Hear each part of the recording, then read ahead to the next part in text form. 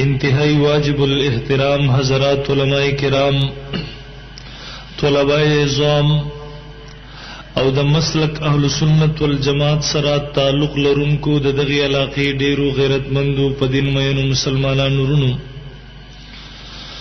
د الله رب العزت لوی احسان دی چې مونږ الله رب العزت انسانان پیدا کړیو.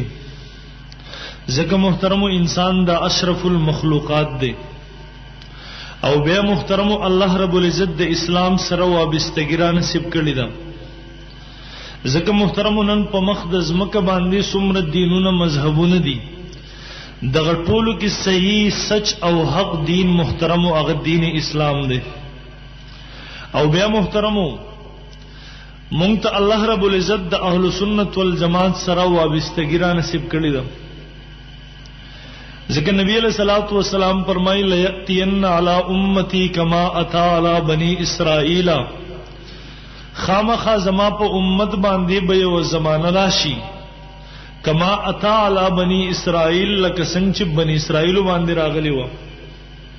حذو النال بالنال، زما د امت دغه ډلم او دغه بنی اسرائیل بخپل منس کې دسی یو شان شي لکه حذو النال بالنال، د یو انسان د دوخ په پیزار، یو انسان د یویخ په پیزار لسم نمبر دے، د بلخ په ام لسم نمبر لگیږي، د یو انسان د یویخ په پیزار اتم نمبر لگیږي، د بلم اتم نمبر لگیږي.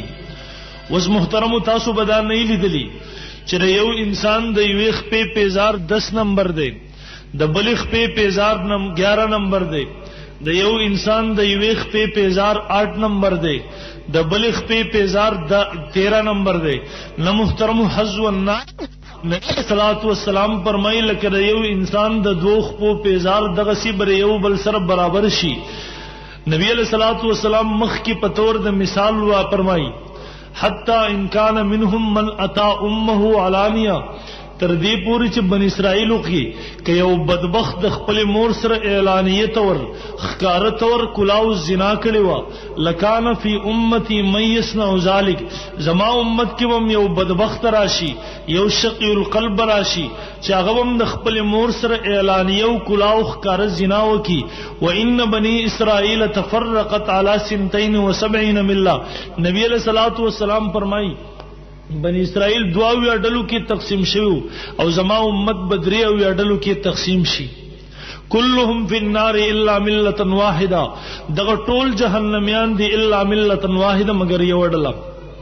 صحابه تبوس کوي د الله رسول دغه یو اډله سوق دا دغه نجات مندون کی جنت تتلون کې ډله کم یو ده. نبی علیہ الصلوۃ والسلام مختصر الفاظو کې هغه مونږ ته راخی. نبی علیہ الصلوۃ والسلام مختصر الفاظو کې داغه پہچان کوي مونږ ته. نبی علیہ الصلوۃ والسلام فرمای ما انا علیہ و اصحابی، تاسو بیا وګورئ چې کم خلق کم ډله په هغه لار باندې تک کوي، کمی ډلې او کمی قافلې هغه لار خپل کړي د لارې د سفر د پاره چې په کم باندې زروانیم زما صحابه روان دي. تاسو پوه شئ چې دغه ډله دا نجات مندون کی محترم او ناجی ډله ده.